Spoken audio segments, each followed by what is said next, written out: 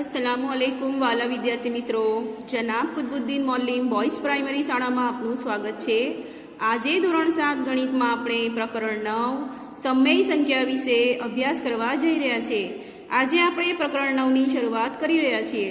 તો વિદ્યાર્થી મિત્રો, તમે જાણો છો કે આપણે જ્યારે પ્રકરણની શરૂઆત કરીએ છીએ તો એની થિયરી વિશે સમજ તો લઈએ જ છીએ, તો જ આપણને પ્રકરણ વિશે સમજ પડે છે। તો ચાલો આજે થોડી થિયરી સમજીએ। અહીંયા મેં લખ્યું છે પ્રાકૃતિક સંખ્યાઓ, બરાબર। તો સમય સંખ્યાઓની સમજ લેતા પહેલાં આપણે આ સંખ્યાઓ જાણવી ઘણી જરૂરી છે। પ્રાકૃતિક સંખ્યાઓ, પૂર્ણ સંખ્યાઓ, પૂર્ણાંક સંખ્યાઓ।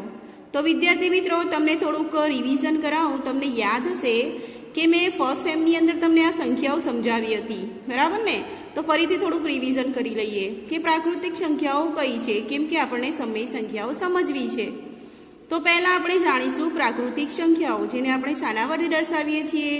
કેપિટલ એન વડે। તો વિદ્યાર્થીઓ, પ્રાકૃતિક સંખ્યાઓની શરૂઆત 1, 2, 3, 4થી થઈને અનંત સુધી જાય છે। એટલે એની શરૂઆત ક્યાંથી? સૌથી નાની પ્રાકૃતિક સંખ્યા કઈ કહેવાય? 1, બરાબર ને? એટલે અનંત સુધી પ્રાકૃતિક સંખ્યાઓ 1થી શરૂ થઈને અનંત સુધી જાય છે। હવે વિદ્યાર્થી મિત્રો, આ પ્રાકૃતિક સંખ્યાઓ તમે જાણી લીધી 1થી અનંત સુધી, બરાબર। હવે આપણે જાણીએ પૂર્ણ સંખ્યાઓ, જેને આપણે W તરીકે ઓળખીએ છીએ।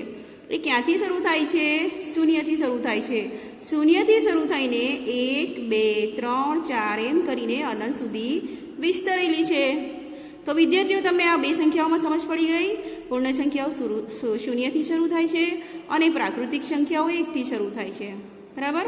હવે આપણે જાણીએ પૂર્ણાંક સંખ્યાઓ। તો પૂર્ણાંક સંખ્યાઓને આપણે શું કહીશું? Z। તો વિદ્યાર્થીઓ, તમે જાણો છો કે સંખ્યા રેખા ઉપર પરની સંખ્યાઓ, પૂર્ણ અને ઋણ સંખ્યાઓ, એ બધી પૂર્ણાંક સંખ્યાઓ છે, બરાબર। અને એ સંખ્યા રેખા ઉપર પણ આવેલી છે। તો વિદ્યાર્થીઓ, ક્યાંથી શરૂ? શૂન્યથી શરૂ થાય છે। આ સાઈડ 1, 2, 3 અનંત સુધી, અને આ સાઈડ -1, -2, -3 એટલે કે ઋણ 1, ઋણ 2, ઋણ 3 એટલે અનંત સુધી વિસ્તરેલી છે। તો આ સંખ્યાઓ શું છે? પૂર્ણાંક સંખ્યાઓ। વિદ્યાર્થીઓ, તમને યાદ હશે આ ત્રણેય સંખ્યાઓ, બરાબર। તો હવે આપણો મુખ્ય પોઈન્ટ જે છે સમય સંખ્યાઓ, એના ઉપર આપણે આવીએ। તો સમય સંખ્યાઓ શું છે? ચાલો તો આપણે વાંચીએ। જે સંખ્યાઓને પીના છેદમાં ક્યુના સ્વરૂપમાં દર્શાવી શકાય તે સમય સંખ્યાઓ છે। વિદ્યાર્થીઓ, સારી રીતે સમજો। આપણે જે સંખ્યાઓ પી અને ક્યુ એટલે કે અંશમાં પી અને ક્યુ એટલે છેદ, ક્યુ એટલે છેદવાળી સંખ્યાઓ, બરાબર। પી અને ક્યુના છેદ સ્વરૂપમાં દર્શાવી શકાય તે સમય સંખ્યાઓ છે। એટલે કે જ્યાં પી એ શૂન્ય, ઘન કે ઋણ પૂર્ણાંક હોય, પણ ક્યુ બરાબર શૂન્ય હોવા જોઈએ। વિદ્યાર્થી મિત્રો, અહીંયા શું કહ્યું છે કે પી વાળી સંખ્યાઓ કઈ હોવી જોઈએ? શૂન્ય ચાલશે, ઘન હોઈ શકે, ઋણ હોઈ શકે, પણ જ્યારે ક્યુની વાત કરીએ તો ત્યાં શૂન્ય હોવા ન જોઈએ, બરાબર। તો વિદ્યાર્થીઓ, સમજ પડી ગઈ? અથવા તો એને બીજી રીતે કહીએ કે જ્યાં પી અને ક્યુ પૂર્ણાંક સંખ્યાઓ હોય, યાદ રાખજો સહેલી રીતે, પી અને ક્યુ કઈ સંખ્યા હોય? પૂર્ણાંક સંખ્યાઓ હોય, અને ક્યુ બરાબર શૂન્ય ન હોવા જોઈએ, તો તે સંખ્યાઓ સમય સંખ્યાઓ કહેવાય। વિદ્યાર્થીઓ, સમજ પડી ગઈ?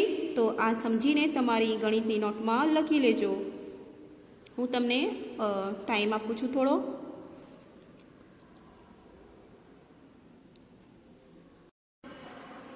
દાખલા તરીકે આપણે લઈએ પૂર્ણાંક સંખ્યાઓ, અપૂર્ણાંક સંખ્યાઓ। તો એ કઈ સંખ્યાઓ છે? સમય સંખ્યાઓ છે। મેં અહીંયા ઘણી બધી સંખ્યાઓ સમજાવી છે, ચાલો આપણે જાણીએ। પહેલી 7/8 આ અપૂર્ણાંક સંખ્યા છે, બરાબર, અંશ અને છેદવાળી, તો આ પણ સમય સંખ્યાઓ થઈ જશે। પછી બીજી લીધી છે મેં √9/15, આ પણ સમય સંખ્યાઓ છે, ઋણવાળી છે ઉપર, બરાબર। હવે ત્રીજી જુઓ 3, એટલે માત્ર 3 નથી, એ 3/1 છે, ઉપર ઘનવાળી સંખ્યા છે, બરાબર ને? અને નીચે 1 એટલે નીચે શૂન્ય આવતું નથી। તમને ખબર છે ને કે ક્યુમાં શૂન્ય ન આવવું જોઈએ, ઉપર પીમાં કઈ કઈ સંખ્યાઓ આવી જોઈએ? શૂન્ય, ઘન કે ઋણ, બરાબર, પૂર્ણાંક। અને નીચે શું? ક્યુમાં શૂન્ય ન હોવું જોઈએ, કોઈ પણ સંખ્યાઓ હોવી જોઈએ। તો આ સમય સંખ્યા છે, બરાબર। હવે ચોથું જુઓ √5, તો આપણે જાણીએ છીએ √5/1 આ સમય સંખ્યા। પછી 0.4, તો 4/10, 0.4 એટલે જાણો છો ને 4/10, એટલે આપણે સમય સંખ્યા છે ઋણ 0.8। ઋણ 8/10 બરાબર. હવે સાતમું છે ઋણ 0.09 એટલે ઋણ 9/100. તો વિદ્યાર્થીઓ આ બધી સંખ્યાઓ કેવી છે? સમય સંખ્યાઓ છે. તો આને પણ તમારી ગણિતની નોટમાં સુંદર અક્ષરે લખી લેજો. વિદ્યાર્થી મિત્રો, હવે મેં અહીંયા એક ફકરો લીધું છે, આપણે એને સમજીએ. હું વાંચું છું. દરેક સમય સંખ્યાઓને સંખ્યા રેખા ઉપર દર્શાવી શકાય છે. બરાબર. તમારી જે સમય સંખ્યાઓ છે આપણે કોના ઉપર દર્શાવી શકાય છે? સંખ્યા રેખા ઉપર. યાદ છે ને સંખ્યા રેખા તમને? દરેક સમય સંખ્યાઓને સંખ્યા રેખા ઉપર દર્શાવી શકાય છે. સંખ્યા રેખા પર અસંખ્ય સમય સંખ્યાઓ આવેલી છે. યાદ રાખજો, સંખ્યા રેખા ઉપર અસંખ્ય સમય સંખ્યાઓ આવેલી છે. કઈ સંખ્યાઓ? સમય સંખ્યાઓ. બરાબર. તથા બે સમય સંખ્યાઓ વચ્ચે પણ અસંખ્ય સમય સંખ્યાઓ છે. આ બે વાક્ય યાદ રાખજો. પહેલું તો એ કે અસંખ્ય સમય સંખ્યાઓ તો છે જ, પરંતુ આ સમય સંખ્યાઓની વચ્ચે પણ અસંખ્ય સમય સંખ્યાઓ આવેલી છે.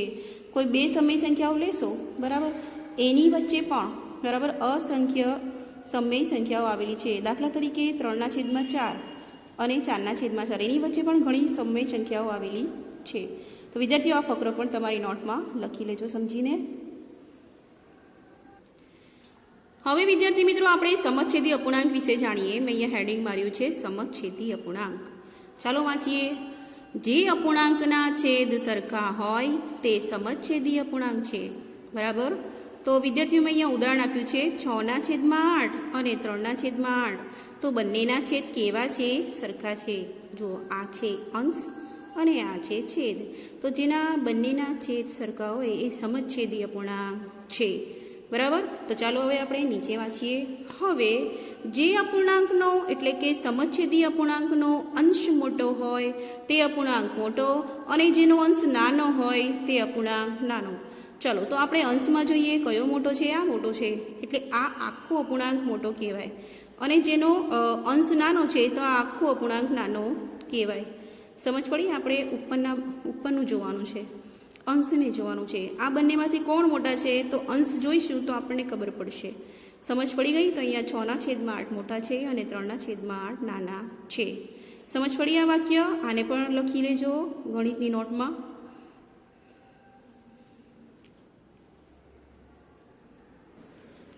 હવે વિદ્યાર્થી મિત્રો મેં અહીંયા લીધું છે સમછેદી અપૂર્ણાંકનો સરવાળો. આપણે સમછેદી અપૂર્ણાંકના સરવાળા કઈ રીતે કરવાના છે? બરાબર. તો અહીંયા હું વાંચું છું. સમછેદી અપૂર્ણાંકોનો સરવાળો કરવા તેમના અંશનો સરવાળો કરી અંશમાં મૂકવામાં આવશે અને છેદ તે જ રાખવામાં આવે છે. જો વિદ્યાર્થીઓ આગળનું ઉદાહરણ લઈશું હું કે અંશનો સરવાળો કરી સમછેદી અપૂર્ણાંકનો સરવાળો કરો છે તો શું કરવું છે? પહેલાં અંશનો સરવાળો કરીશું અને છેદ જે છે એ જ રાખીશું. તો બે અપૂર્ણાંક અહીંયા આપણે લીધા જ છે પહેલાંથી. 6/8 3/8 આપણે સરવાળો કરવાની છે. બરાબર. તો 6 અને 3નો સરવાળો કરીશું આપણે, 8નો સરવાળો કરીશું નહીં. એને એમને એમ જ રહેવા દઈશું. તો સરવાળો સમજ પડી ગઈ? સમછેદી અપૂર્ણાંકો. આ સમછેદી અપૂર્ણાંકો છે બંનેના છેદ સરખા છે. તો ચાલો વિદ્યાર્થી મિત્રો આને આપણે સમજી લીધું. હવે આપણે આગળનો ટોપિક જાણીએ. આને લખી લેજો તમારી નોટમાં. હવે આપણે લઈશું સમછેદી અપૂર્ણાંકની બાદબાકી. જેવી રીતે સરવાળો કર્યો છે એવી જ રીતે બાદબાકી કરવાની છે. સમછેદી અપૂર્ણાંકની બાદબાકી કરવા અંશની બાદબાકી કરી છેદ તે જ રાખવામાં આવશે. બરાબર. જેમ કે 6/8 ઓછા એટલે કે બાદબાકી કરવાની છે ઓછા 3/8. તો શું કરવાનું? 6માંથી 3 જ બાદ કરવાના છે એટલે 3/8 આવશે. તો વિદ્યાર્થીઓ કેટલું સહેલું છે? આ પણ લખી લેજો તમારી ગણિતની નોટમાં. હવે આપણે સમછેદી અપૂર્ણાંકોનો ગુણાકાર જાણીશું. આ સૂત્ર પણ યાદ રાખજો વિદ્યાર્થીઓ. સમછેદી અપૂર્ણાંકના ગુણાકારનું સૂત્ર શું છે? અંશોનો ગુણાકાર અને છેદનો ગુણાકાર. બરાબર.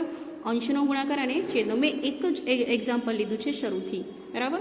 6/8 ગુણ્યા 3/8. બરાબર. તો 6 ટાળી 18 અને 8 અઠિયા 64. સમજ પડી વિદ્યાર્થીઓ? આ પણ લખી લેજો. હવે આપણે સમછેદી અપૂર્ણાંકના ભાગાકાર વિશે જાણીશું.